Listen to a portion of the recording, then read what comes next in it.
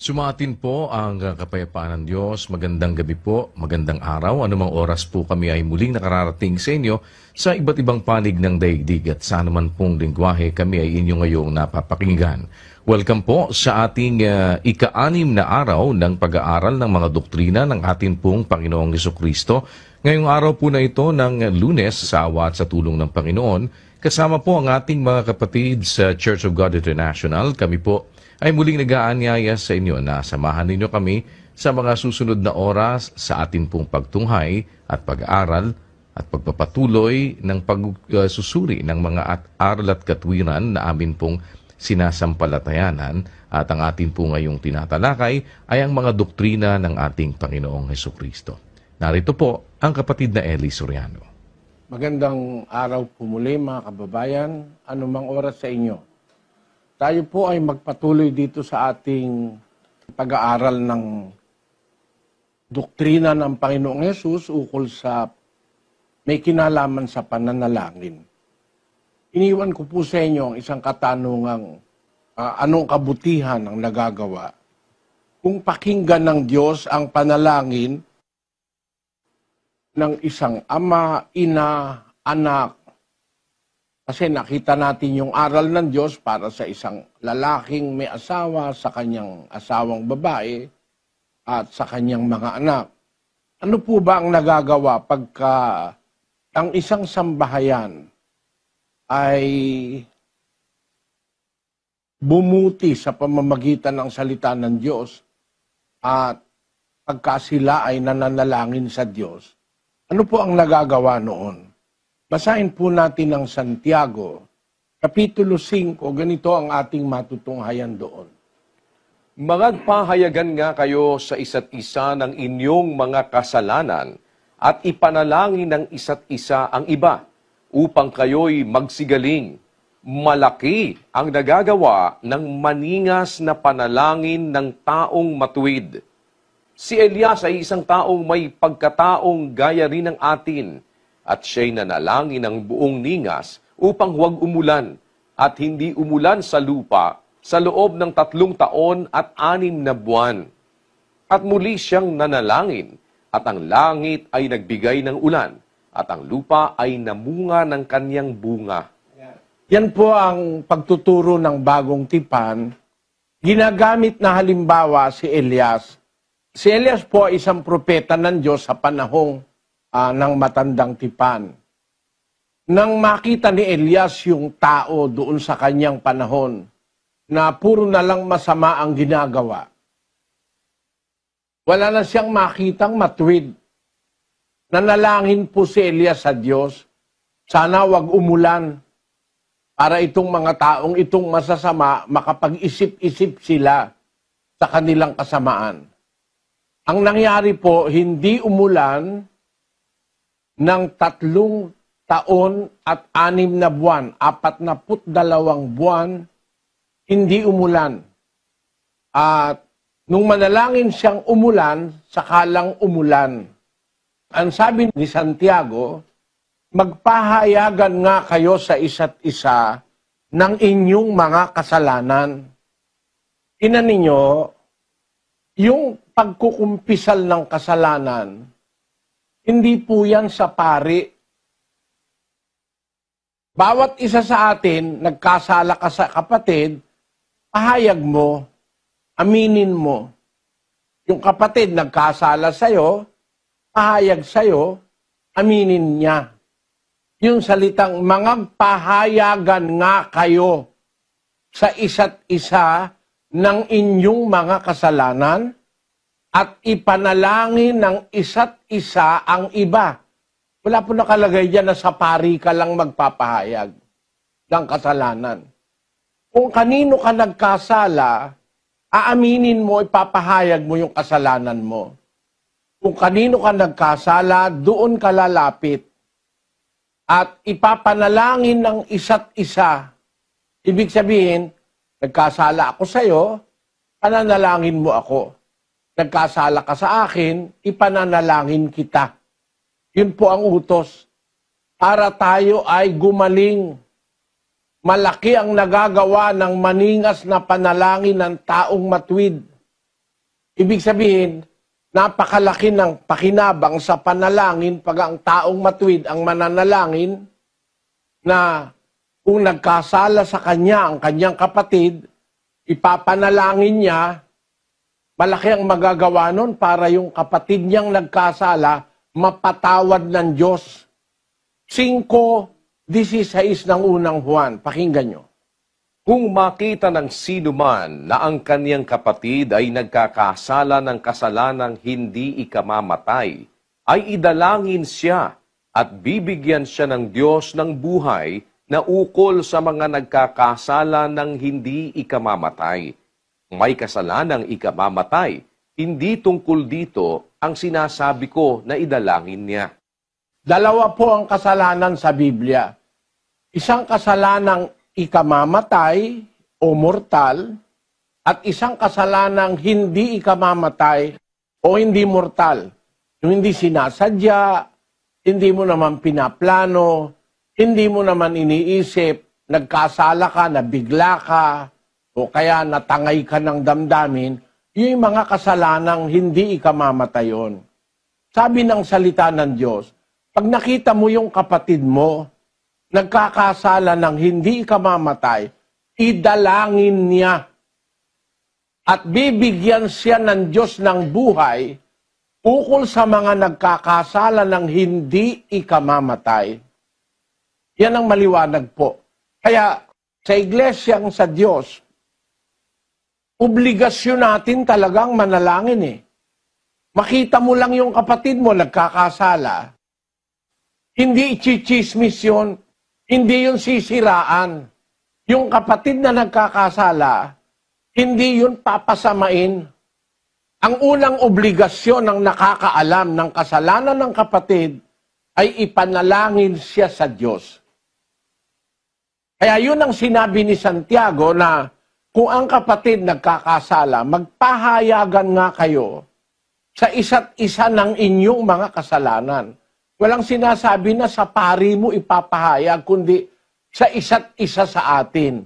At bawat isa sa atin, mananalangin, hihingi ng tawad para sa kanyang kapatid na nagkakasala. Ito po ang utos ng Diyos. Hindi ang iglesia, ang nagkasala sa'yo ay kakagalitan mo, ipagtatanim mo ng galit, at sisiraan mo, at ipagkakalat mo ang kasalanan. Hindi po ganon. Kung meron tayong pag-ibig sa isa't isa, yung pag-ibig, nagpapatawad po yun ng kasalanan. Umuunawa yun sa kasalanan ng kapwa. Kaya, ang sabi ni San Pedro, doon sa unang Pedro, Kapitulo 4, versikulo 8, Na una sa lahat ay maging maningas kayo sa inyong pag-iibigan, sapagkat ang pag-ibig ay nagtatakip ng karamihang kasalanan. Ayan. Ang pag-ibig, yun ang lunas. Yun ang nakatatakip sa maraming kasalanan. Sa mundo, mga kababayan, marami pong kasalanan. Makakapagsalita ka ng mali, kasalanan. Titingin ka ng may masamang tingin, kasalanan. Mag-iisip ka ng masamang iniisip mo, kasalanan na yun. Nasa kawikaan po yun. Iniisip mo pa lang, di mo pa ginagawa, kasalanan na eh. 24:9. Ang pag-iisip ng kamangmangan ay kasalanan. Ayun, ang pag-iisip ng kamangmangan, kasalanan. Hindi mo pa ginagawa, pinaplano mo pa lang kasalanan. Sa mundo, araw-araw maaari tayong magkasala. Pag nakikita natin ng isang kapatid sa iglesia, nagkakasala na ang kasalanan ay hindi naman ikamamatay, ang sabi sa Biblia, idalangin siya. At kung magkasala ka sa kapatid, ipahayag mo, aminin mo, tanggapin mo, humingi ka ng tawad, ipananalangin ka ng kapatid, ikaw naman nagkasala sa kapatid, ipahayag mo sa kanya, hindi sa pare. Unang-una kasi, ang kumpisan hindi naman sa tao eh. No? Basahin natin ang 32 ng awit, versikulo 5. Aking kinilala ang aking kasalanan sa iyo, at ang aking kasamaan ay hindi ko ikinubli. Aking sinabi, aking ipahahayag ang aking pagsalangsang sa Panginoon at iyong ipinatawad ang kasamaan ng aking kasalanan. Ang pagkukumpisal, una-una sa Diyos, tapos lalapitan mo yung pinagkasalahan mo para mapatawad ka rin. Yun po ang nakasulat sa Biblia. Ang sabi diyan sa English, I acknowledge my sin unto thee, and mine iniquity have I not hid. I said, I will confess my transgressions unto the Lord, and thou forgavest the iniquity of my sin. ayon, sabi po ng Biblia, I will confess my transgressions unto the Lord, not to the priest. No. Ang sabi po sa Bisaya, giila ko ang akong sala, nganha kanimo. Ug wala ko tagoy ang akong kasalanan. Miingon ako, igasugid ko sa Ginoo ang akong mga kalapasan, ug imong gipasaylo ang pagkadautan sa akong sala. Maliwanag na sa Diyos natin sasabihin, unang-una, sa Kapampangan, ikilalanan ko ing kasalanan ko keka. Ing kana kung dewa kane ko selikot. Sinabi ko, sa lesayan ko ing pamanalang sangkuk king Gino, at pepatawad mo ing dewa kan ning kakung kasalanan. Sa Ilocano, binigbig ko tibasul ko kengka. Ketik inadakis ko diak inlinged. Kinunak, ipudnok to dagiti salunggasing ko ken apo. Ket sika pinakawan mo ti kinasang ti basol ko. Maliwanag po ang sabi ng Biblia na ang kasalanan sa Diyos natin ikukumpisal. Ang sabi doon sa Kastila, que manifeste mi pecado, y no encubrí mi iniquidad. Dije, confesaré mis transgresiones al Señor, y tú perdonaste la culpa de mi pecado. Sa Portugués, confesei-te o meu pecado, y a minha iniquidad não encubri.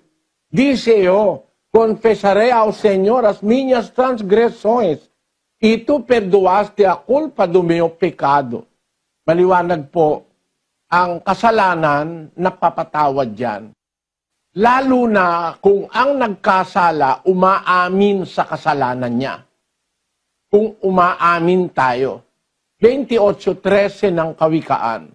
Siyang nagtatakip ng kaniyang mga pagsalangsang ay hindi giginhawa, ngunit ang nagpapahayag at nag-iiwan ng mga yaon ay magtatamo ng kaawaan. Ayon, ang sabi sa Bisaya, kadtong nagatabon sa iyang kalapasan, dili mo uswag. Apan binsan kinsa nga nagasugid ug nagabiya kanila makadawat ug kaluoy. Sa Kapampangan, itang tatakap king sarili ng pamanalangsang eyami pala. Dapat ting mipapasyag at paimburis kareti magkamityang pakalulo sa Ilocano. Mga bong kadagiti sa lunggasing na dinto rumangay. Ngeng ti mangipudno ken mangbaybayan kadakwada maragpat nanto ti kaasi. Maliwanag po yun mga kababayan, ano? Na yung nagpapahayag ng kasalanan niya, unang-una sa Diyos, ikalawa sa pinagkasalanan niya, papatawarin ng Diyos yun eh. Ang obligasyon noong pinagkasalahan at nung nakakaalam, ipapanalangin mo. Pag nakita mo ang kapatid mo, nagkakasala, pananalangin mo. Alam nyo, napakaganda nun, mga kababayan, ano. Hindi mo siya kamag-anak. Hindi kanya kaano-ano. Nagkakilala lang kayo sa iglesia. Tapos merong tao ngayon, nagmamalasakit na ikaw mapatawad ng Diyos. Yung taong pinagkasalahan mo, inuutusan ng Diyos na ipanalangin ka. At kung ikaw naman ang magkasala, Inuutusan yung pinagkasalanan mo na ipanalangin ka, ganun din naman ikaw. Napakagandang diwa ng pagmamahalan ng mga magkakapatid sa iglesia na hihingi tayo ng tawad, hindi lang para sa ating sarili, para doon sa nagkasala sa atin, hihingi natin ang patawad sa Diyos. Yun ang sinasabi ni Santiago, magpahayagan kayo sa isa't isa ng inyong mga kasalanan, ipanalangin ng isa't isa ang iba upang kayo'y magsigaling. Malaki ang nagagawa ng maningas na panalangin ng taong matwid. Pag ang taong matwid ang nananalangin, malaki ang nagagawa nito para dun sa taong kanyang ipinananalangin, mga kababayan. Kaya si Elias, pareho lang natin. Tao rin siya, nagkakasala, meron din siyang mga kahinaan. Pero ang sabi ni Santiago, siya ay isang taong may pagkataong gaya natin, pero nang manalangin siya ng buong ningas upang huwag umulan, hindi umulan sa lupa sa loob ng 3 taon at 6 na buwan. Kaya siya nanalangin huwag uulan, napakasama na ng tao sa kanyang henerasyon. Basahin natin ang pruweba. Sa Lucas 4:25. Datapwat katotohanang sinasabi ko sa inyo, maraming mga baong babae sa Israel ng mga araw ni Elias, nang sarhan ang langit sa loob ng 3 taon at 6 na buwan, noong datna ng malaking kagutom ang buong sangkalupaan. At sa kanino man sa kanila ay hindi sinugo si Elias, kundi sa Sarepta, sa lupa ng Sidon, sa isang babaeng bao. Tingnan ninyo, sa dami-dami ng mga tao noon, sa isang babaeng bao lang sinugo si Elias. Nung panahon ni Elias na nagkagutom ang mga taga roon sa lugar na yon sa Israel. Nagkagutom sila, 3 taon kalahati, walang ulan. Pero may isang nakita ang Diyos sa panahon na yon. Iisa lang, isipin nyo. Napakaraming tao, isa lang ang nakita ng Diyos na umaalaala sa kanya. Doon niya sinugo si Elias. Tuloy natin sa 27.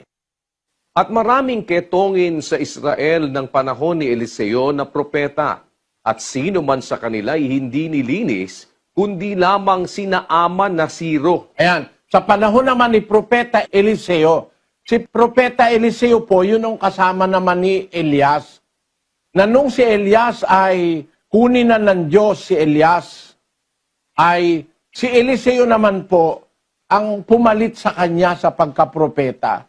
Nung panahon naman ni Eliseo, talaga nung panahon na yon masama ang mundo. Bakit?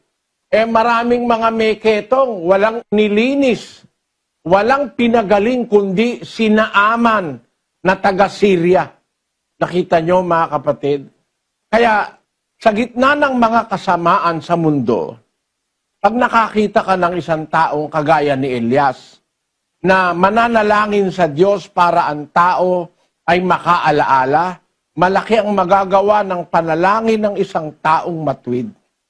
Ang katotohanan, mga kababayan, ano po? Pag ang taong matwid ang nananalangin, hindi pa nag-uumpisa, nakikinig na ang Diyos eh. Mag-uumpisa pa lang siya. No? Bago pa lang siya mag-umpisang manalangin, basahin natin ang 65:24 ng Isaias. At mangyayari na bago sila magsitawag, sasagot ako. At samantalang sila'y nagsasalita, aking didinggin. O, hindi ka pa tapos eh. Nagsasalita ka pa lang, didinggin na. Pangako po ito ng Diyos na mabait. Kung tayo'y susunod, bago sila ang wika magsitawag, sasagot ako. Paano ka ngayon, kapatid? Mananalangin ng ulit-ulit na ikaw ay magro-rosaryo pa. Ugumpisa ka pa lang tumawag, nagsasalita ka pa lang, sasagot na ang Diyos eh. Paano kailang ulitin mo ng ulitin? Kaya ang sabi po ni Kristo, hindi po ako nang-aatake, ano?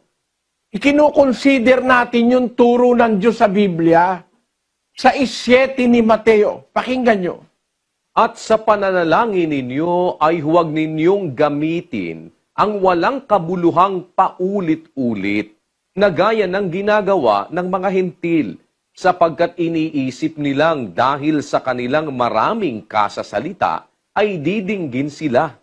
Huwag nga kayong magsigaya sa kanila sapagkat talastas ng inyong ama ang mga bagay na inyong kinakailangan bago ninyo hingin sa Kanya. Bago ka palang humiling, alam na ng ama kung ano ilalapit mo eh. Kaya sabi ng ama, dun sa Isayas, bago sila tumawag, sasagot ako. Samantalang sila'y nagsasalita, akin silang diringgin. Paano pang uulit-ulitin eh?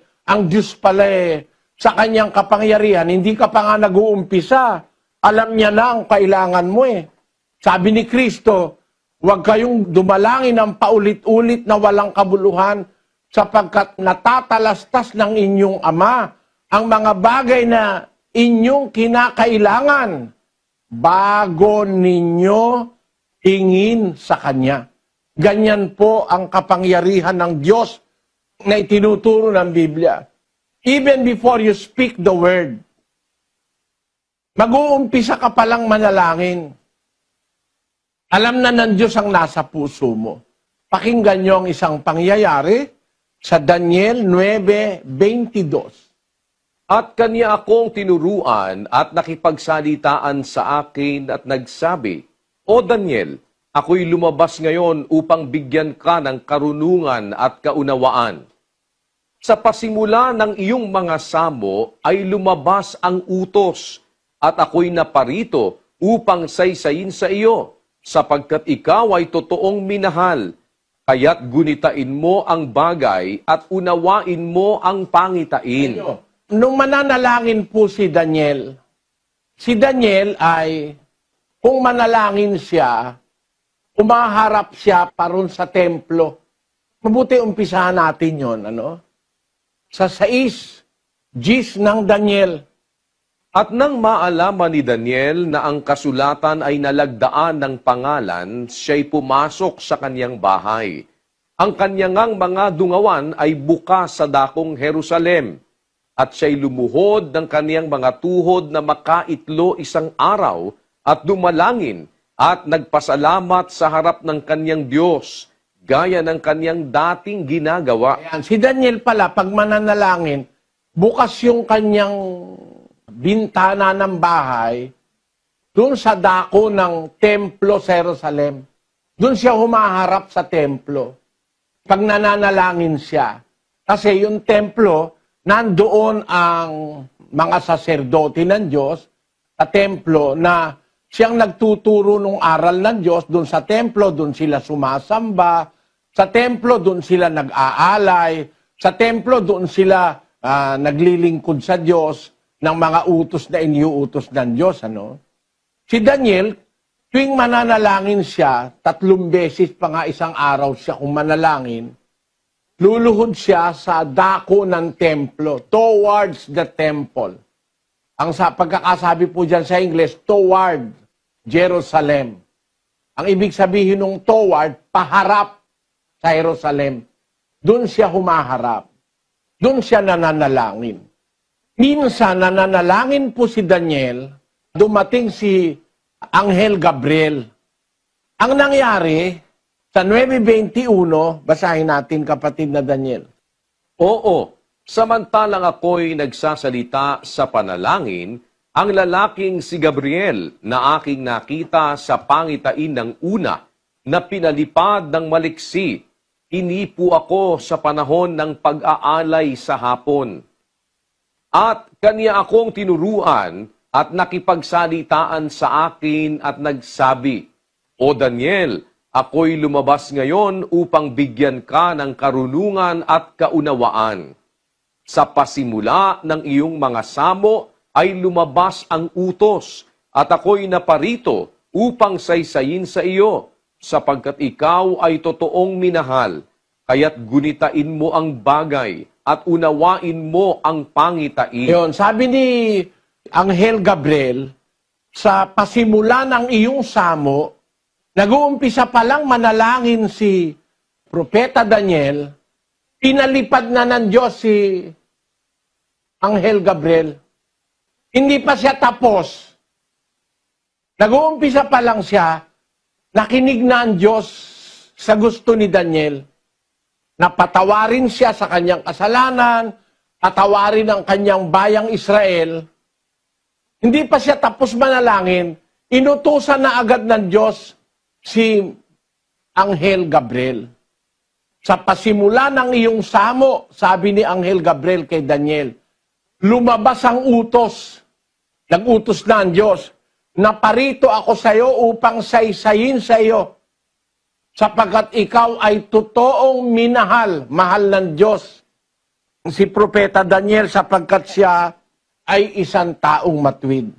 Alam nyo, mga kababayan, meron pong diferensya yung matuwid na sumusunod sa Diyos kesa sa mga rebelding ayaw sumunod sa Diyos. Malaki po ang diferensya nun. This is a stress ng awit. Pakinggan nyo. Tungkol sa mga banal na nanga sa lupa, sila ang maririlag na mga kinalulugdan kong lubos. Ayon. Sa Katoliko, yung mga santo nasa langit. Hindi po totoo yun, kapatid. Ang mga santo ngayon, yung mga banal, nangamatay na. Ngayon po, patay pa si Pedro, si Pablo, patay pa lahat, hindi pa po nabubuhay. Kasi ang sabi, basahin natin sa 4:16 ng unang Tesalonika.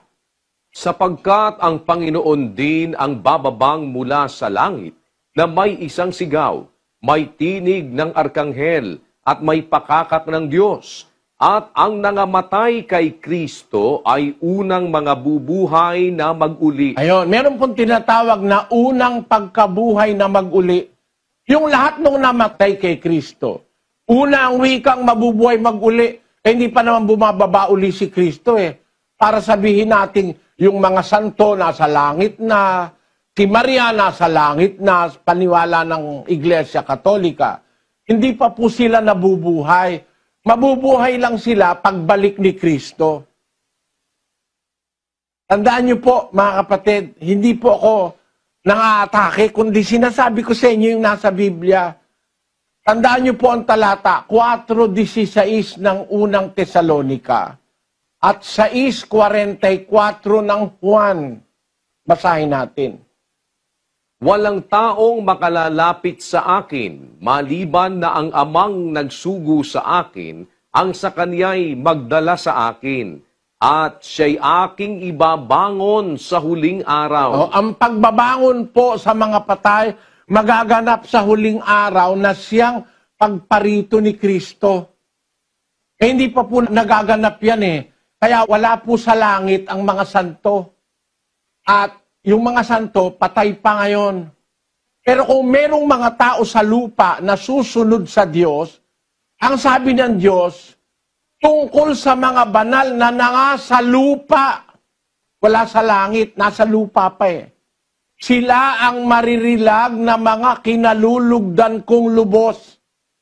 Kaluguran po ng Diyos, kaligayahan ng Diyos, na ang mga tao'y nagbabanal, naliligaya ang Diyos. Kaya pag nananalangin sila, maligaya ang Diyos. Gaya nung ating nabasa sa 15:8 ng Kawikaan. Ang hain ng masama ay kasuklam-suklam sa Panginoon, ngunit ang dalangin ng matuwid ay kanyang kaluguran. Ang dalangin ng matuwid ng banal ay kanyang kaluguran. Tuwing lalapit po tayo sa Diyos at mananalangin, nalulugod ang Diyos. Kaya para dun sa kapatid na meron daw siyang sama ng loob sa kanyang asawa, dahil babaerong masyado at sigaw ng sigaw, alisin mo po, kapatid. At saka mo ipanalangin yung asawa mo, baka magbago. Alisin mo yung sama ng loob, alisin mo yung pait, tapos manalangin ka para sa asawa mo na gumagawa ng kasalanan laban sa'yo, magagawa ng Diyos na baguhin ang isang tao, kapatid. Pagka ikaw ay mananalangin ng wala kang sama ng loob, o kaya ay mananalangin ka na sumusunod ka sa aral ng Diyos, makikinig ang Diyos. May malaking magagawa ang panalangin ng taong matuwid, gaya ng panalangin ni Elias, gaya ng panalangin ni Daniel. Alam niyo po ba ang panalangin ni Daniel, mga kapatid? Ang panalangin niya para dun sa mga nagkakasala sa Israel 9:18 ni Daniel, pakinggan niyo. O Diyos ko, ikiling mo ang iyong tainga at iyong dinggin. Idilat mo ang iyong mga mata at masdan mo ang aming mga kasiraan at ang bayan na tinatawag sa iyong pangalan, sapagkat hindi namin inihaharap ang aming mga samo sa harap mo dahil sa aming mga katwiran, kundi dahil sa iyong dakilang mga kaawaan. Ayun, sabi ni Daniel, idilat mo ang iyong mata, Panginoon, ikiling mo ang iyong tainga, masdan mo ang aming kasiraan, tingnan mo kami, nasira na ang Israel, naligaw na ng naligaw, sabi niya. Kaya kami humaharap sa iyo, hindi dahil meron pa kaming katwiran, kundi humaharap kami sa iyo dahil sa dakila mong mga kaawaan. Hindi pa natatapos manalangin si Daniel. Dumating na si Anghel Gabriel, sabi ng Diyos, sa umpisa ng iyong samo, inutusan na ako ng Diyos, lumabas ang utos, at ako'y lumipad na maliksi. Di pa siya tapos manalangin, granted ng Diyos ang hinihingi ni Daniel na patawad para sa kanyang bayang Israel.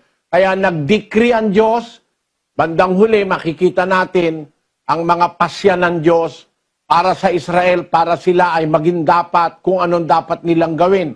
Inakinggan ng Diyos ang panalangin ni Propeta Daniel. Yun po ang dapat nating makita.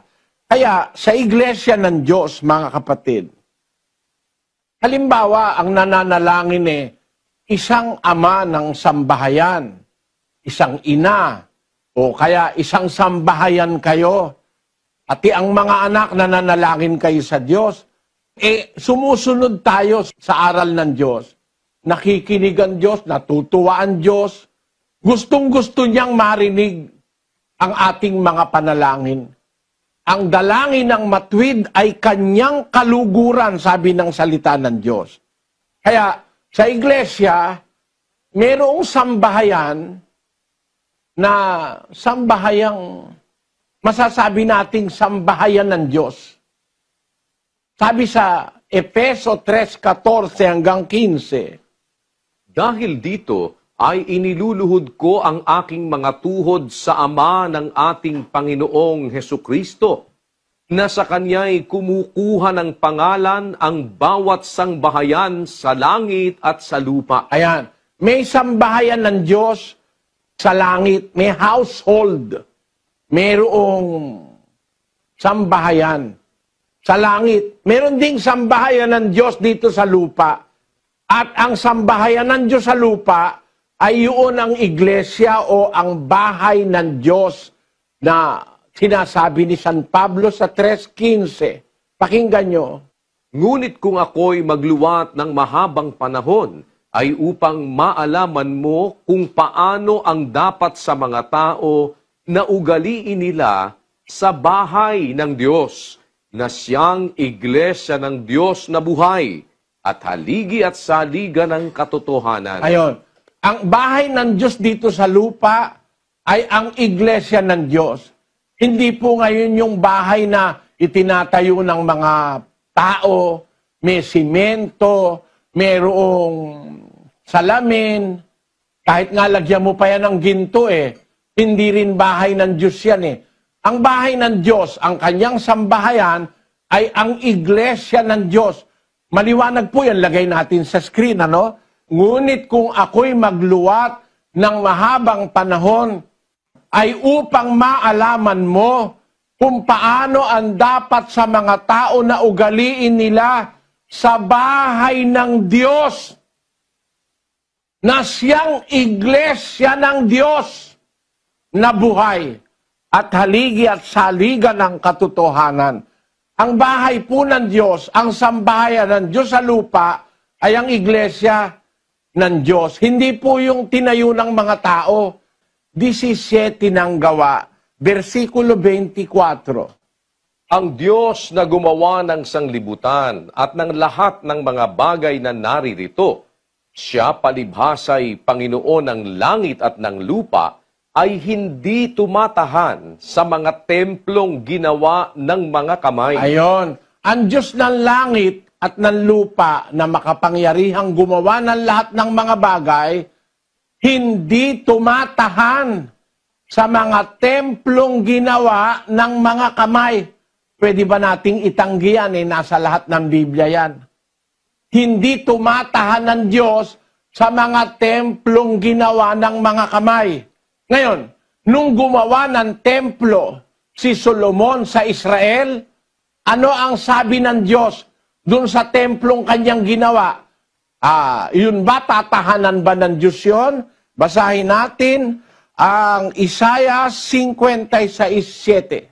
Sila ay dadalhin ko sa aking banal na bundok at papagkakatuwain ko sila sa aking bahay na dalanginan. Ang kanilang mga handog na susunugin at ang kanilang mga hain ay tatanggapin sa aking dambana, sapagkat ang aking bahay ay tatawaging bahay na panalanginan para sa lahat ng mga bayan. Yung itinayo ni Solomon na bahay na pinakatemplo sa Israel, sabi ng Diyos, tatawagin niyang bahay na panalanginan. Bahay panalanginan, hindi bahay na doon titira ang Diyos. Kasi ang sabi ni San Pablo, ang Diyos na gumawa ng lahat ng bagay, ng langit, ng lupa, hindi tumatahan sa templong ginawa ng mga kamay. Ang bahay ng Diyos sa lupa, yun po ang iglesia. Ang bahay ng Diyos na siyang iglesia. Kaya ang sabi ni Pablo sa mga taga-Korinto, sa iglesia sa Korinto, sa 3 ng unang Korinto, ganito po ang nakasulat sa 16. Hindi ba ganinyo nalalaman na kayo'y templo ng Diyos at ang Espiritu ng Diyos ay nananahan sa inyo? Saan po nananahan ang Espiritu ng Diyos? Hindi doon sa ginawa ng kamay ng mga tao, kundi doon sa mga taong naglilingkod sa Diyos. Kasi yung mga tao na yon ang tinatawag na templo ng Diyos. Sabi ni Pablo sa taga-Korinto, hindi ba ganinyo nalalaman na kayo'y templo ng Diyos? Ang Espiritu ng Diyos ay nananahan sa inyo. Sa iglesia o bahay ng Diyos na espiritual, doon nananahan ang Espiritu ng Diyos. Hindi sa templong ginawa ng mga kamay. Kaya ang itatawag doon sa templong ginawa ni Solomon, bahay panalanginan. Ngayon, kung ang iglesia ngayon ay bahay ng Diyos, dapat din pong matupad sa atin na kung bahay tayo ng Diyos, ang iglesia ay bahay panalanginan. Kaya ang iglesia ay isang samahan ng mga taong laging mapanalanginin. Prayerful people. No? Isang bayang laging nananalangin sa Diyos. Kaya sa inyo pong kaalaman, mga kapatid, sa iglesia ng Diyos, 24 oras nananalangin sa iba't ibang mga dako. Kung gusto nyong sumabay, pwede nyong tanungin ng manggagawa. Halimbawa, nasa trabaho ka, hindi ka nakasabay sa panalangin ng oras na alas 3, alas 4, alas 5. Pwedeng paglabas mo, meron pa rin panalangin sa iba't ibang lugar po. Meron tayong panalanginan sa iba't ibang lugar ng mundo. Kasi ang lahat ng miyembro sa iglesia, bago matulog, pagkagising, meron tayong tungkuling manalangin o magdasal. Ang bahay na itinayo ni Solomon sa Israel, tinatawag bahay panalanginan. Tinawag ng Diyos, house of prayer. Kung ang iglesia sa panahong ito ay bahay ng Diyos, gaya nung nabasa natin, dapat makita rin ang iglesia na isang bahay ng pananalangin. Kaya tayo po, may hourly prayer tayo sa Diyos, pero yung mga iba't ibang lugar, hindi naman po paulit-ulit na ulit-ulit, kundi yung hindi nakasama sa panalangin sa isang lugar, pwedeng sumama dun sa ibang lugar sa pamamagitan ng cellphone, ng computer, ng internet, nakakapanalangin po tayo sa Diyos. Naririnig lagi ng Diyos, nalulugod ang Diyos sa panalangin ng mga taong matuwid ayon sa Biblia. Yung bahay ng Diyos, na siyang iglesia ng Diyos, bahay panalanginan yon. At kaya ang Diyos ay nakikinig sa panalangin ng mga nasa bahay ng Diyos kasi ang nangunguna sa bahay ng Diyos o ng iglesia ng Diyos ay si Kristo. 3:6 ng Ebreo. Pakinggan nyo. Datapwat si Kristo, gaya ng anak, ay puno sa bahay niya. Si Kristo, gaya ng anak, ay puno sa bahay niya. Sa bahay ng Diyos. Basahin natin ang Gis 21. At yamang may isang dakilang saserdote na pangulo sa bahay ng Diyos. May dakilang saserdote tayo, si Kristo, na puno o pangulo sa bahay ng Diyos. Uulitin ko lang, alin yung bahay ng Diyos na doon pangulo at dakilang saserdote si Kristo? Alin yung bahay ng Diyos? 3:15. Sabihin nyo, makulit mga kapatid, mabuti ng makulit, aral ng Diyos ang kinukulit nating salitain sa inyo. Kasi tao lang tayo nakakalimot. Ang Diyos hindi natin dapat kulitin. Pero kayo kukulitin ko. Ang bahay ng Diyos, mga kapatid, ay ang iglesia ng Diyos. 3:15 ng unang Timoteo. Ngunit kung ako'y magluwat ng mahabang panahon, ay upang maalaman mo kung paano ang dapat sa mga tao na ugaliin nila sa bahay ng Diyos, na siyang iglesia ng Diyos na buhay at haligi at saliga ng katotohanan. Ang bahay ng Diyos sa ating panahon ay ang iglesia ng Diyos. Hindi literal na bahay na ginawa sa simento at kahoy, hindi po. Kundi, ang bahay ng Diyos ngayon ay yung iglesia ng Diyos. Na sa loob ng iglesia na bahay ng Diyos, dapat makita ng Diyos na tayo'y mapanalanginin. Natuto tayo ng tamang pananalangin sa Diyos. Kung paano tayo papakinggan ng Diyos sa ating panalangin, paano tayo dapat manalangin, no? At sa ating pananalangin, meron tayong sinusunod na disiplina. Iba po yung doktrina kaysa sa disiplina. Ang doktrina, panalangin. Doktrina yon. Meron naman pong disiplina. Meron kasing nagtanong, ba't kailangan pang humarap sa kung saan direksyon? No? Tingnan ninyo. Kung ikaw mananalangin sa Katoliko, saan ka ba nakaharap? Sa altar. Pwede may direksyon ka rin hinaharap. Sa altar. Kaya, lalabas, kanya-kanyang harap. Pero kami, gusto po naming magawa ang pananalangin sa Diyos na may kaayusan. Hindi kagaya nito, papakita ko sa inyo. Sa inyo, itong mga nananalangin ito, may nakaluhod ng kapiraso, may nakaupo, meron namang nakasalampak sa sahig. May kaayusan ba yan? Utos ng Diyos na gagawin natin ang kanyang utos, may kaayusan. 14:40 ng unang Korinto. Datapwat gawin ninyong may karapatan at may kaayusan ang lahat ng mga bagay. Gagawin natin ang lahat ng bagay, may karapatan at may kaayusan. Kaya para po sa kaayusan, ang aming sinasabi sa mga kapatid, halimbawa, sa mga lokal sa probinsya na maputik, ang dadaanan puro mga bukid, ang kaayusan namin, para kami makaluhod, iwan mo yung sapatos mo, kapatid, sa labas.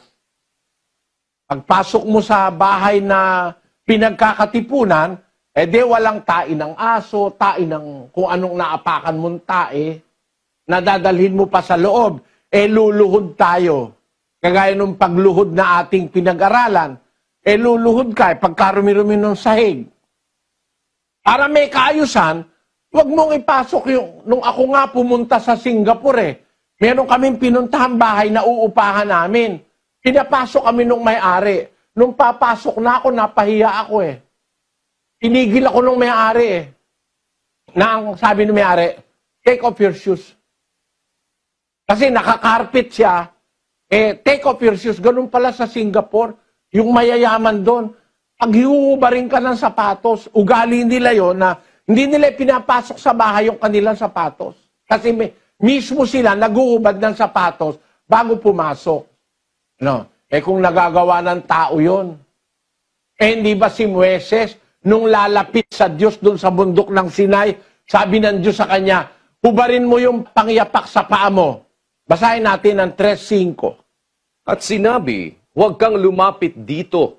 Hubarin mo ang iyong panyapak sa iyong mga paa, sapagkat ang dakong iyong kinatatayuan ay banal na lupa. Nung lalapit siya sa Diyos doon sa bundok ng Sinai, sabi ng Diyos, huwag kang lumapit dito, barin mo yung pangyapak sa paa mo, sapagkat ang kinatatayuan mo ay banal na lupa.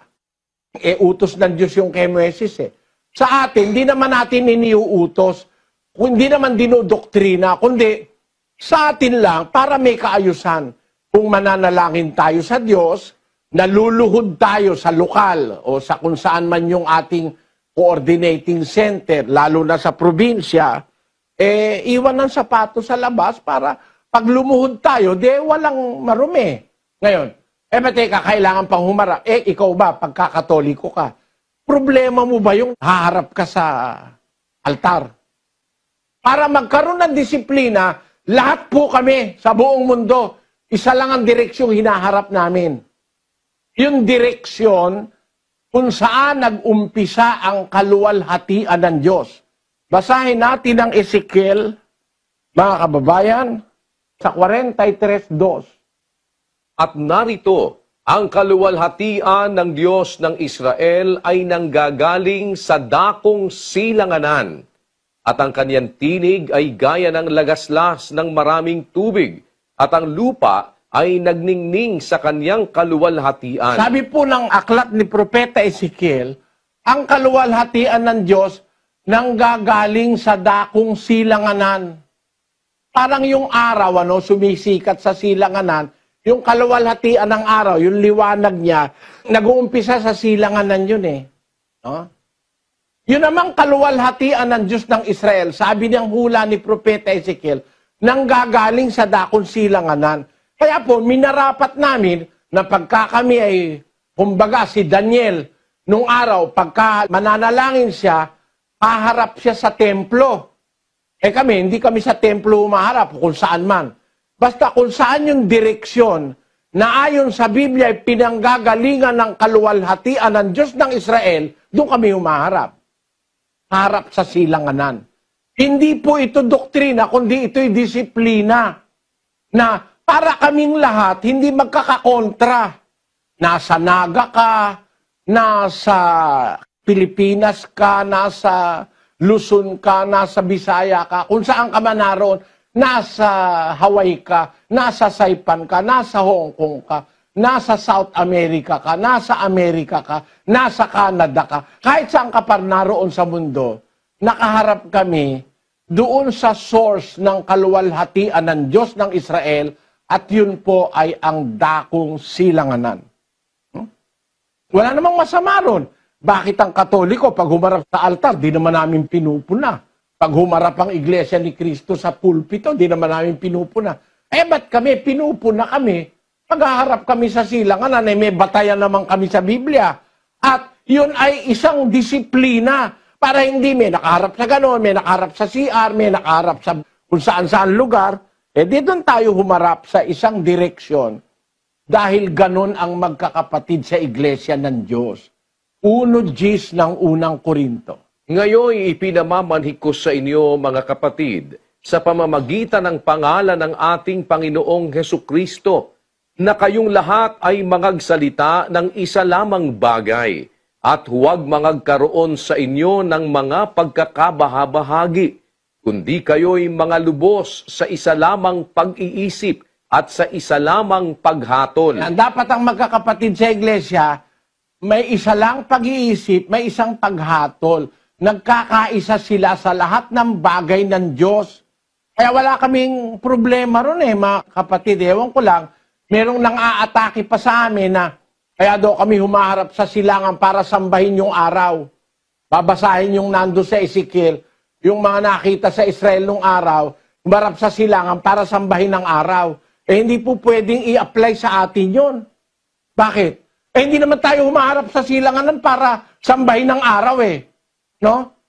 Ang katunayan, kahit nga gabi, wala na yung araw sa silanganan doon pa rin kami nakaharap Kahit tanghalin tapat, nandun na yung araw sa itaas sa silangan pa rin kami nakaharap. Kasi hindi naman doktrina yon, disiplina yon.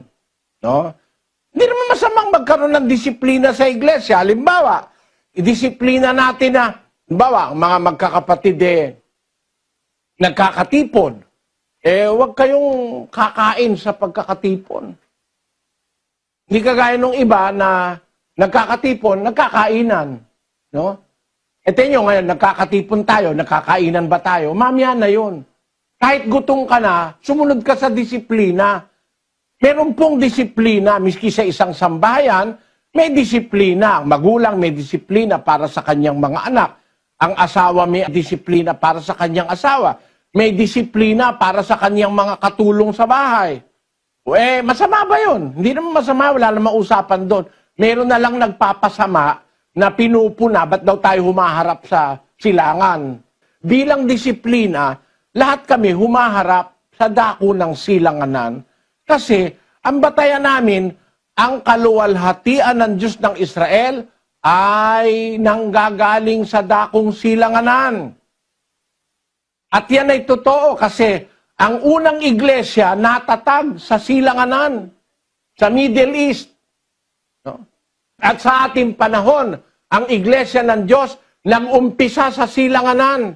Sa panahong ito, ang gawaing ito, ang samahang ito, nag-umpisa sa Pilipinas. Basahin natin ang Zacarias 8:7.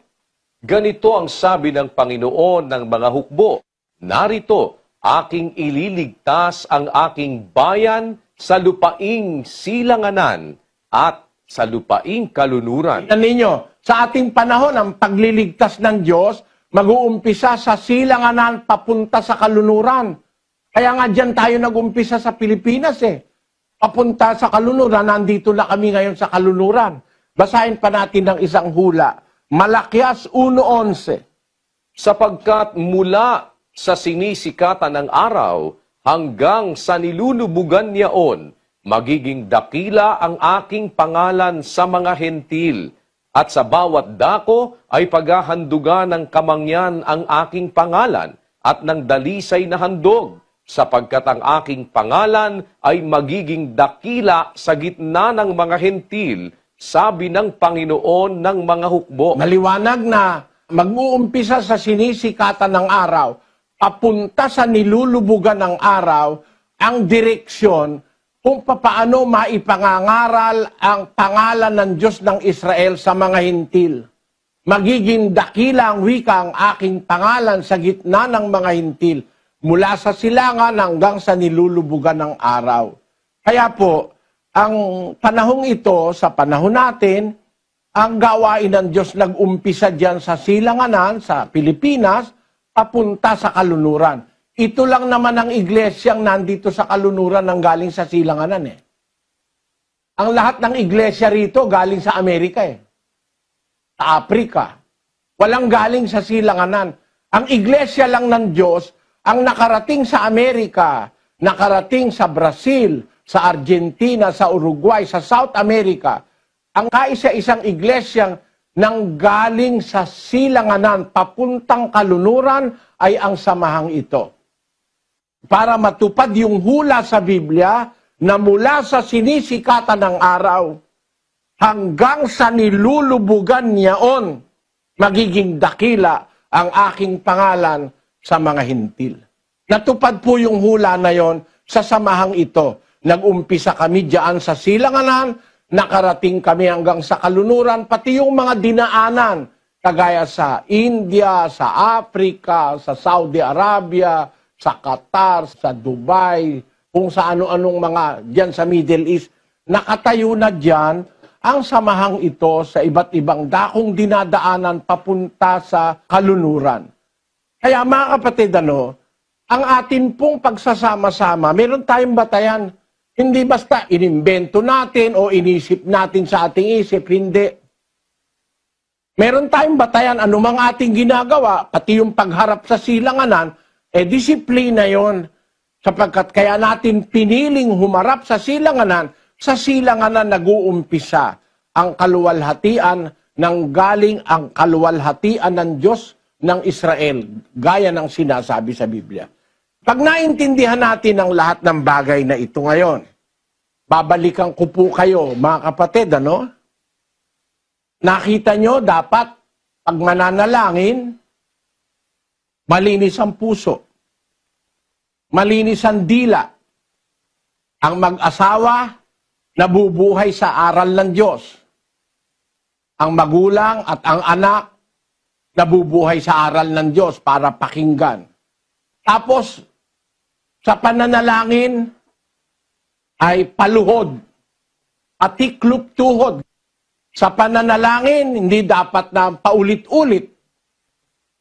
Bawal ng Diyos yung manalangin ng paulit-ulit. Ang pananalangin, umaga at gabi, gaya nung nabasa natin sa aklat ni San Lucas. Ang pananalangin, walang patid, ibig sabihin, araw at gabi ng buhay mo, hanggang sa dumating na ang wakas, hindi natin papatirin ang pananalangin sa Diyos. Kaluguran ng Diyos ang panalangin natin. Tapos, ang panalangin ng isang taong matuwid ay pinakikinggan ng Diyos. Ano ang nagagawang buti nito sa atin, mga kapatid? Unang-una, napapatawad ang ating kasalanan pag nananalangin tayo. Lalo na pag tayo pong lahat sabay-sabay na nananalangin, makakatiyak tayo, nakikinig ang Diyos 7:14 ng ikalawang kronika. Kung ang aking bayan na tinatawag sa pamamagitan ng aking pangalan ay magpakumbaba at dumalangin at hanapin ang aking mukha at talikuran ang kanilang masamang mga lakad, akin ngang didinggin sa langit at ipatatawad ko ang kanilang kasalanan at pagagalingin ko ang kanilang lupain. Nakita niyo mga kapatid, pangako ng Diyos yun Pag yung bayan niya na tinatawag sa kanyang pangalan, Iglesia ng Diyos, magpapakumbaba, dadalangin, hahanapin ang aking mukha, talikuran ng kanilang masamang mga lakad, akin ngang diringgin sa langit. Ipatatawad ko ang kanilang kasalanan, pagagalingin ko ang kanilang lupain. Napakaliwanag. Nangangako ang Diyos ng pagpapatawad at ng pagpapagaling. Alam nyo mga kapatid, karanasan na po namin sa Iglesia ng Diyos. Napakahalaga ng panalangin sa aming buhay. Kasi, marami ng mga karanasan kami, mga kapatid sa Iglesia. Meron po tayong kapilyang pawid noong 1942-43. May kapilyang pawid sa Pasay. Yan po sa Pasay City. Nagkakatipon yung mga kapatid. Nako, nataon, nagkaroon ng, ang tawag doon, A-raid. Panahon ng Hapon. Nagbomba ang Hapon. Binomba ng binomba yung lugar doon. Ang nakakamangha, maraming natamaan ng shrapnel, yung bang sumasabog ang bomba, yung mga bakal na nakakasugat, nakakamatay. Yung ating kapilya doon sa Pasay na ang dingding pawid. Dingding pawid, Meron siguro mga 50 kapatid, kinukwento sa akin ng aking nanay, walang tinamaan kahit isa. Isang pagkakataon, nagsona yung hapon dun sa lugar ni kapatid na Aryong. Sinona, lahat ng lalaki, tinitingnan kung sino yung mga tinatawag na makapili at kanilang pinaparusahan. May itinuro yung merong nakatalukbong ng para wag mong makilala, ituturo ka. Itinuro yung isa, binaril lang hapon, baksak. Tinuro isa, binaril lang hapon, baksak. Itinuro si kapatid na Aryong, Nazario Regalado, binaril lang hapon, di pumutok. Itinuro yung kasunod, binaril lang hapon, pumutok. Alam mo, hindi binaril si kapatid na Aryong, hindi binaril uli. Siguro nag-iba isip nung hapon. Bakit? Nung barilin niya yung tao, kapatid natin yun eh. Hindi pumutok yung baril. Mga karanasan po na nung oras na yun, nananalangin si kapatid na Aryong, maawa ka po, sabi niya. Binaril siya, hindi pumutok yung baril. Maaring sabihin na parang kamangha-mangha, nagagawa po kasi ng Diyos yun, mga kababayan. Gaya ng sabi ko sa inyo, sinandwich kami ng 2 truck. Nayupi yung una at saka yung likod ng aking sasakyang kotse. Nayupi. Nabasag lahat ng salamin. Yung apo ko, si Bage, nandun kami sa gitna. Nakahiga siya sa aking kandungan dahil bata pa si Bage noon, siguro mga 4 na taon. Nung sumigaw akong, Panginoon ko, matutusok na ako nung bakal na nanggagaling dun sa likod ng kotse, yung Mustang eh. Tumigil yung bakal eh. At nabasag lahat ng salamin pero wala kaming galos kahit ano. Sasabi natin na nakikinig talaga ang Diyos. Pagka nagigipit ka, tumatawag ka, makikinig ang Diyos. Merong mangyayaring hindi kayang magawa ng tao. Marami pong mga pagkakataon sa buhay natin, mga kababayan. Meron pong dumadating na tiempo, hindi tayo kaya ng tulungan pa ng isang tao. Awa, nanay mo, wala naman ang nanay mo. O kaya, tatay mo, wala naman. O asawa mo, wala naman. Naroon ka sa tiempo ng kagipitan, ang tatawagan mo ang Diyos. Sa mga tiempong yon, napakahalaga ng tulong ng Diyos, mga kapatid, sa pananalangin. Kaya halimbawa, kahit galit ka sa asawa mo, gusto mo pakinggan ka ng Diyos, kalimutan mo na muna ang galit mo sa asawa mo. Merong mga tao, kaya naman nakakagawa ng mali, hindi naman niya alam na yung ginagawa niya ay mali. Hindi niya narinig. Hindi niya napag-aralan. Walang nagturo sa kanya. Napapatawad naman ng Diyos yun. Kaya, para magbago asawa mo, siguro alisin mo yung galit mo, matuto kang sumunod sa Diyos, saka ka manalangin. At pag pinakinggan ka ng Diyos, makita mo yung asawa mo, magbabago yan. Meron tayong kapatid dito pinakulong na nung tatay niya Binugbog na Iniwan na nung asawa, hindi mapagbago Nung makarinig ng aral, nagbago, tontuwa yung tatay niya Pumunta sa akin, niyakap ako Kapatid na Eli, problema ko kayong aking anak. Ngayon nagtataka ako, ni ayaw manood ng TV. Ni ayaw uminom ng kahit anong serbesa, sabi niya. Dating drug addict yung anak niya, dating sugarol, dating bisyoso. Malaki po ang nagagawa ng panalangin para sa ating mga kapwa-tao, mga kababayan. Panalangin mo ang mahal mo sa buhay sa Diyos. Kung ikaw ay nasa kondisyon ng pagsunod sa Diyos, makakaasa tayo, may Diyos po na makikinig sa ating mga panalangin. At ang Diyos po ay isang Diyos na, sabi nga doon sa Panaghoy, sa 3:33 ng Panaghoy, sapagkat siya'y hindi kusang dumadalamhati o nagpapapanglawman sa mga anak ng mga tao. Hindi po siya isang terror na kusa siyang dadalamhatiin kanya o kaya papahirapan kanya, hindi.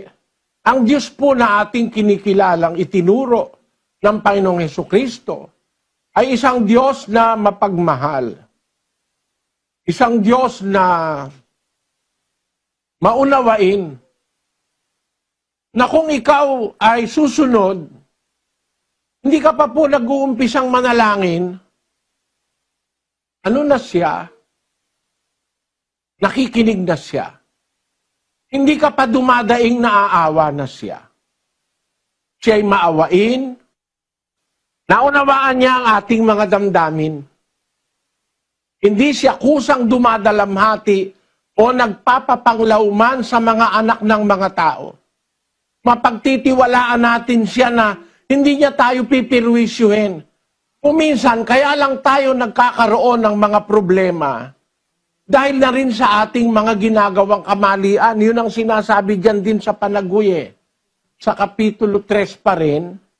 Bakit dumadaing ang taong may buhay, ang tao dahil sa parusa sa kaniyang mga kasalanan? Bakit ang tao dumadaing? Dahil sa parusa sa kanyang mga kasalanan. Pero wala ka namang ginagawang labag sa Diyos. Hindi siya kusang dumadalamhati para ikaw ay dumaing. Kaya lang tayo dumadaing dahil sa ating mga kasalanan na nagagawa sa Diyos. Pero kung siya lang, hindi kanya pagmamalupitan, hindi kanya yayapakan ng karapatan mo, hindi. Mahal ng Diyos ang tao, mga kapatid. Kaya nga isinugo niya ang ating Panginoong Hesus. Gayon na lamang ang pagsinta ng Diyos sa sanlibutan, ibinigay niya ang kanyang bugtong na anak upang ang sino mang sa kanya'y sumampalataya ay huwag mapahamak, kundi magkaroon ng buhay na walang hanggan.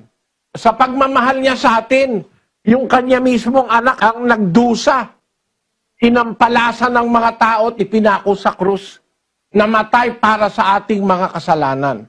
Yan po ang pagmamahal ng Diyos sa atin, yung anak niya ang pinagdusa niya. Kaya ang Diyos na ating nakikilala sa Biblia, isang Diyos na maawain, pagka nagkasala ka, lumapit ka.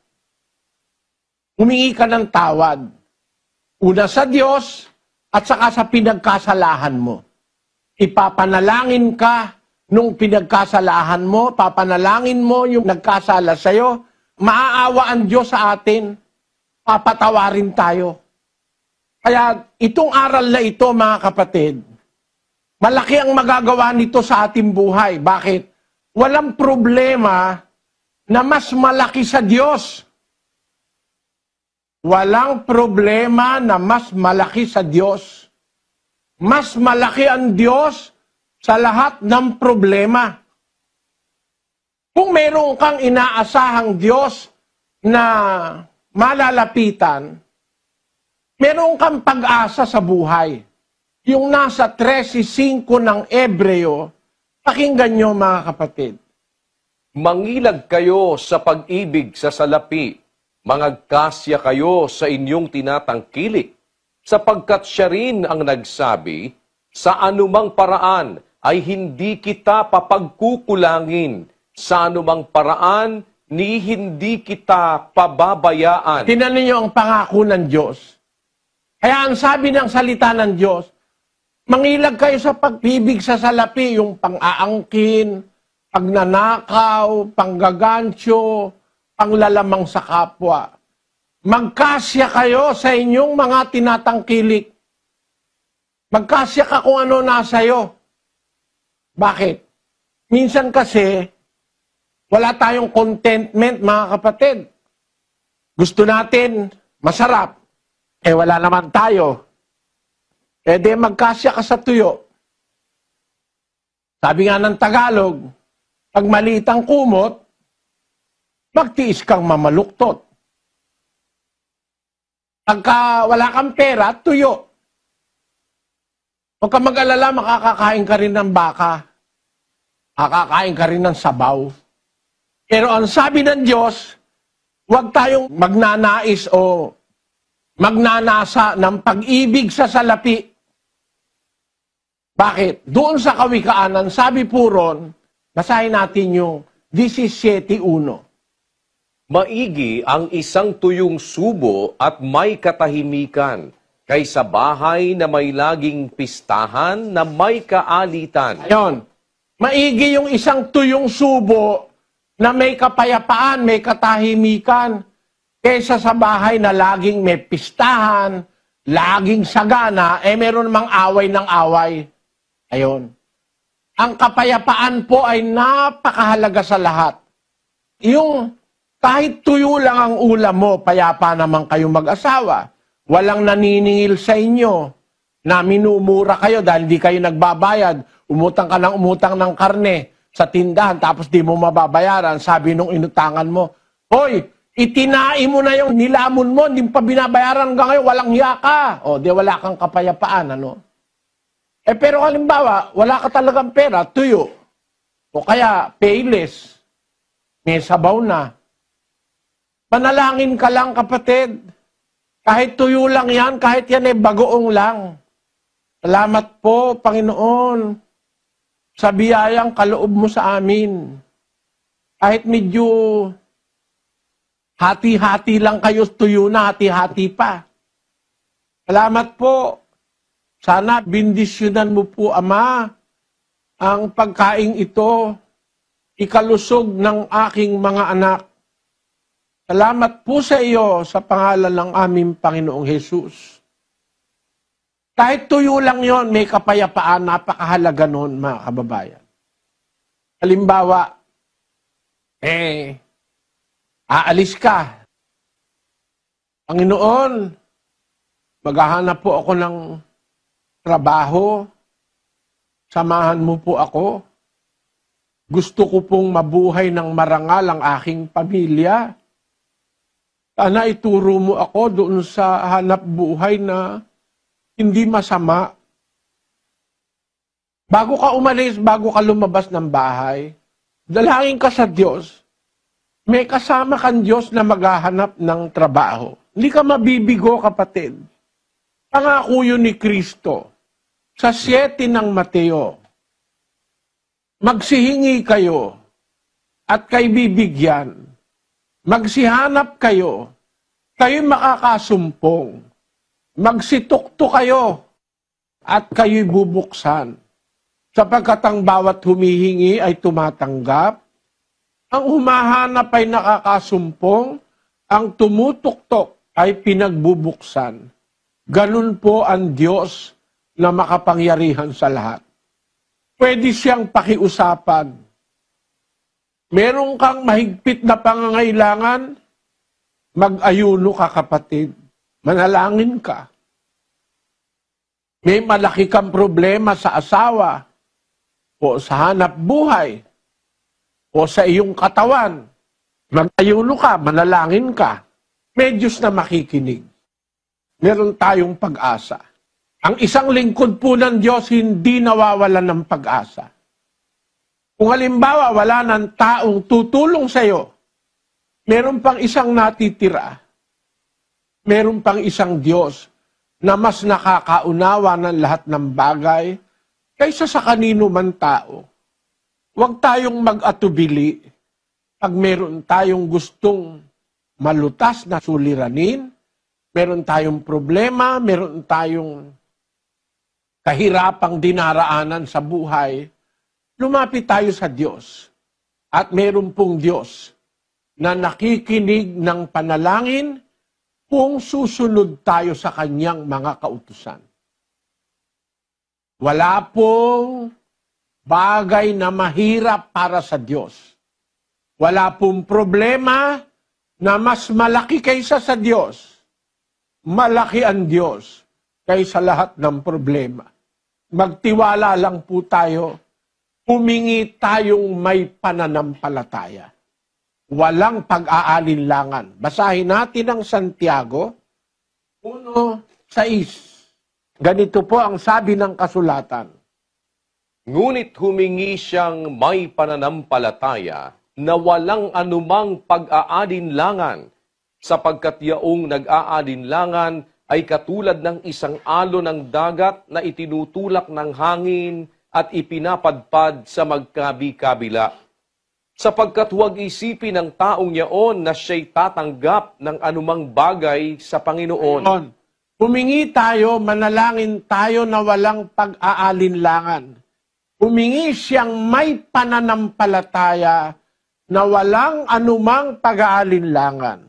Sapagkat yaong nag-aalinlangan ay katulad ng isang alon ng dagat na itinutulak ng hangin, ipinapagpad sa magkabi-kabila. Huwag isipin ng taong yaon na siya'y tatanggap ng anumang bagay sa Panginoon. Para tayo makatanggap ng bagay na ating kinakailangan, humingi tayong may pananampalataya at may pagtitiwala sa Diyos. Magagawa po ng Diyos ang hindi magagawa ng tao. At sa ating paghingi na may pananampalataya, dapat wala tayong anumang pag-aalinlangan sa kapasidad, sa awa at sa pagmamahal ng Diyos. Hihingi lang tayo. 4:6 ng Pilipos. Pakinggan nyo. Huwag kayong mga balisa sa anumang bagay, kundi sa lahat ng mga bagay sa pamamagitan ng panalangin at daing na may pagpapasalamat ay ipakilala ninyo ang inyong mga kahilingan sa Diyos. At ang kapayapaan ng Diyos na di masayod ng pag-iisip ay mag-iingat ng inyong mga puso at ng inyong mga pag-iisip kay Kristo Jesus. Nakita nyo ang garantiya ng salita ng Diyos, mga kapatid? Huwag kayo ikang mabalisa sa anumang bagay. Marami pong nakakabalisa sa atin. Minsan, pambayad lang sa Meralco, nababalisa ka. Mapuputulan ka ng kuryente. Minsan, pambayad sa tubig, nababalisa ka. Ang matrikula ng anak, nababalisa ka. Minsan, yung kakainin mo bukas, problema mo yun. Pagka mahirap ka. Minsan, yung pag-aaral mo, kukuha ka ng test, matatapos ka na, nababalisa ka dahil bagsak ka. Ang sabi ng salita ng Diyos, huwag kayong mabalisa sa anumang bagay, kundi sa lahat ng bagay, sa pamamagitan ng panalangin at daing na may pagpapasalamat, ipakilala ninyo ang inyong mga kahilingan sa Diyos. At ang kapayapaan ng Diyos, yun po ang napakahalaga sa lahat, sa buhay, mga kapatid. Yung kapayapaan ng Diyos. Yung wala kang masyadong karga, na kung minsan may mga tao, nagpapakamatay pag hindi na nila kaya yung daladala nila. Minsan mga tao nagda-drug addict na, pagka yung kanilang problema hindi na nila kaya. Sa Kristiyano, hindi po yun ang lunas, mga kapatid. Sa Kristiyano, ang lunas, yung panalangin at mga daing na may pagpapasalamat. Huwag kang mabalisa. May Diyos. Meron siyang magagawa. Meron siyang maitutulong.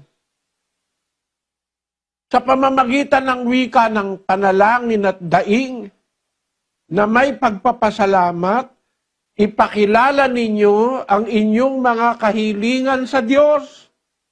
At ang kapayapaan ng Diyos na hindi masayod ng pag-iisip ay mag-iingat sa inyong mga puso at sa inyong pag-iisip kay Kristo Jesus.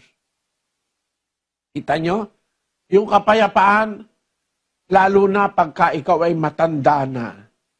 Naramdaman ko po yung halaga ng kapayapaan ng Diyos na marami kang alalahanin, marami kang ikinukonsider sa buhay.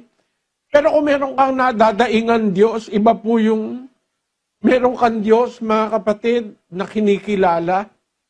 Meron kang Diyos na kinaglilingkuran.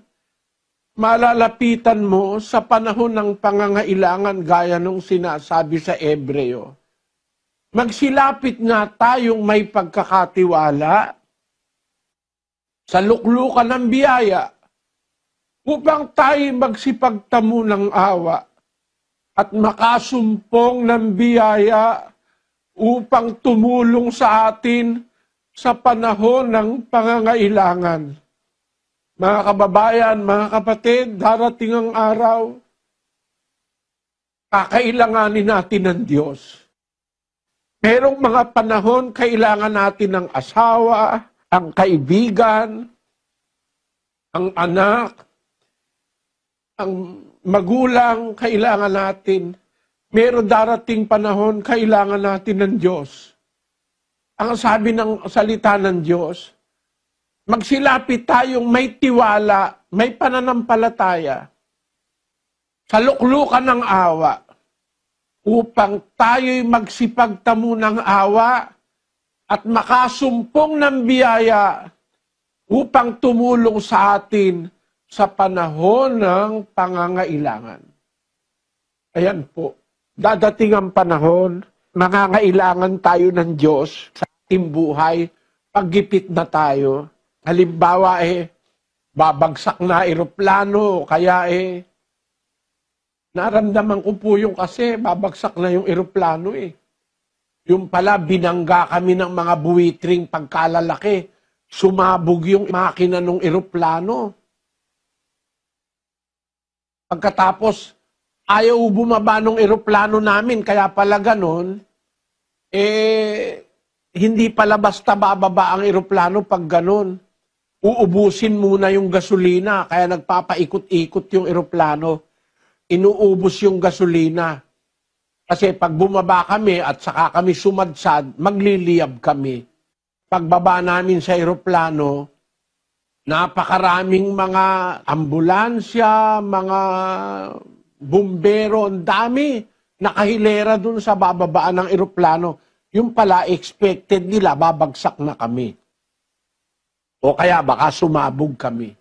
Nung nandun kami sa loob ng eroplano, Panginoon ko, sabi ko, maawa ka po. Nananalangin akong mag-isa. Yung mga tao, ewan ko lang kung anong ginagawa nila, pero maingay sila. Kaya ako nananalangin ako.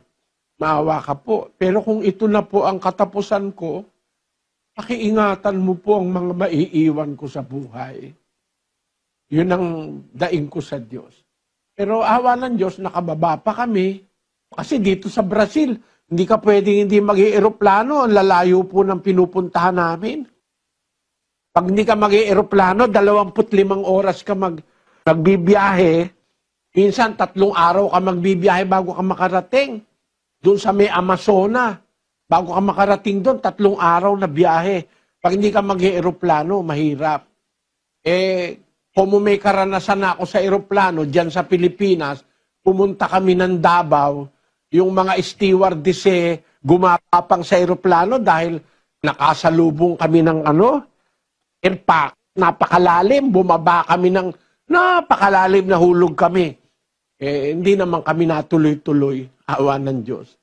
Ayun. Kaya mula noon, takot ako talaga sa eroplano. Pagdating ko rito, nasalubong ko na naman yan. Kalilipad-lipad pa lang ng eroplano namin, hindi pa kami nakakalayo. Sinalubong kami ng mga buitre. Pero sa mga ganong panahon, walang makakatulong sa iyo ron nandun ka sa ibabaw Pagbaksak mo, sabog ka na. Doon sa mga ganong panahon na kailangan natin ang tulong at awa ng Diyos. Karanasan na po yun, mga kababayan. Kaya ako sinasabi sa inyo, para maintindihan nyo gaano kahalaga yung doktrina ng Diyos sa pananalangin. Napakalaking bagay po nun. Hindi yun mabibili ng pera. Pagka may Diyos na nakikinig, nananalangin ka na may tiwala, ipagkakaloob sa'yo. Lalo na kung ipamamagitan mo, hihilingin mo sa pangalan ng Panginoong Hesukristo. Basahin natin ang 16:23 ng Juan. At sa araw na yaon ay hindi na kayo magtatanong sa akin ng anumang tanong. Katotohanan, katotohanang sinasabi ko sa inyo, kung kayo'y hihingi ng anuman sa Ama, ay ibibigay niya sa inyo sa aking pangalan. Ayon, kung hihingi tayo ng anuman sa Ama, ay ibibigay niya sa inyo sa aking pangalan, sabi niya. Kaya ang ating panalangin, isinasara natin sa hinihingi po namin sa iyo, Ama, sa pangalan ng aming Panginoong Hesukristo, sa pangalan ng iyong anak. Hinihiling namin at pinasasalamatan sa pangalan ng aming Panginoong Hesus. Yan po ang mabisang sara o susi ng pananalangin. Hihilingin natin hindi sa kanino mang pangalan, hindi sa pangalan ni Maria, hindi sa pangalan ni Pedro, hindi sa pangalan ng kahit na sino, kundi sa pangalan ng ating Panginoong Hesus. Napakahalaga po niyan. Kung loloobin po, inaanyayahan ko kayo, bukas po uli, sana balik kayo, mga kapatid. Pag-aaralan natin ang isang mahalagang doktrina ni Kristo, yung pagsasama-sama sa loob ng iglesia ng magkakapatid, at kung paano tayo makikisama sa mga tagalabas ng iglesia. May mga iglesia po tinuruan na mag-ibigan ng mga kapatid pero patayin yung kaaway. Sa atin, ano ang aral sa loob ng iglesia? At ano naman ang aral na ipakikisama natin sa labas? Aasahan namin kayo, mga kababayan. Sana po dalo kayo uli. Kapatid na Daniel? Opo, at maraming salamat pong muli sa Panginoon sa isa pang mabuting pagkakataon na ipinagkaloob sa atin upang atin pong maipagpatuloy ngayong gabi ang ating pag-aaral ng mga doktrina ng ating Panginoong Hesukristo.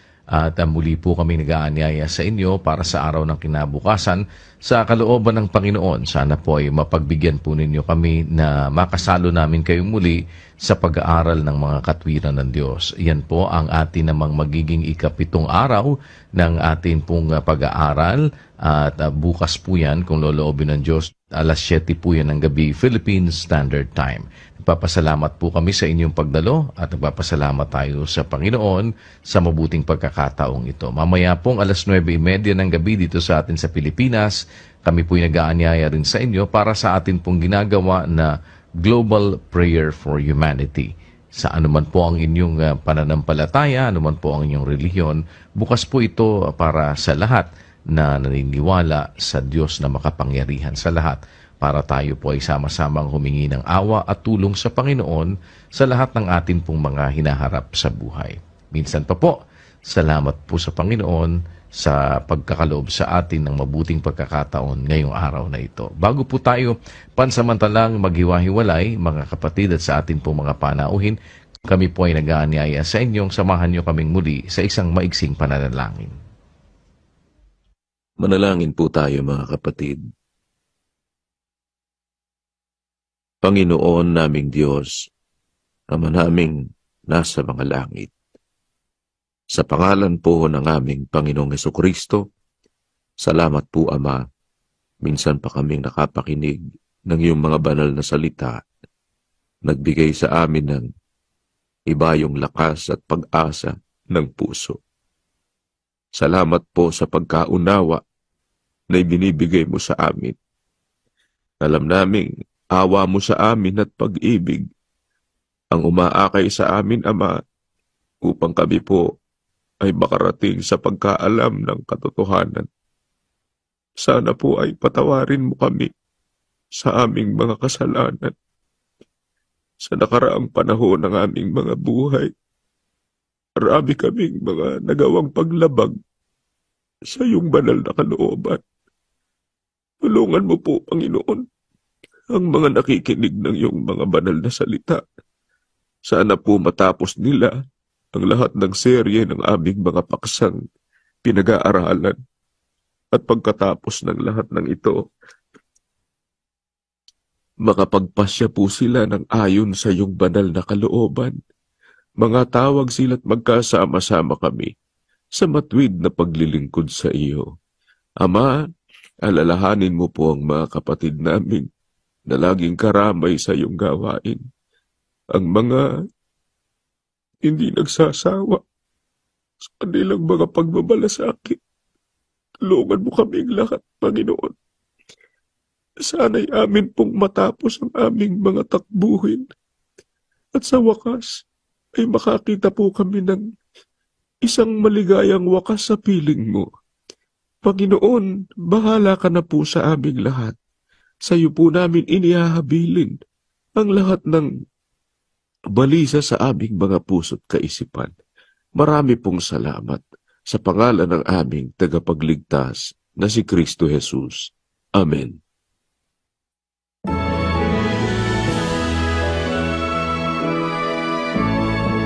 Sa Diyos amang kadakilaan at sa Anak ay ang karangalan at sa Espiritong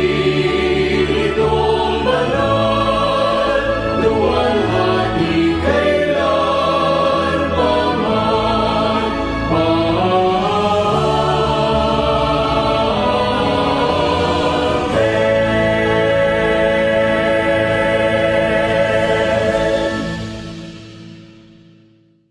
Ang walang hanggang pag-ibig ng ating Diyos amang nasa mga langit, ang biyaya ng pagliligtas at pagpapagaling ng ating Panginoong Hesukristo, at ang pakikipisan ng Santong Espiritu, siya nawang maghari sa ating mga puso, magpakailan-kailanman. Amen.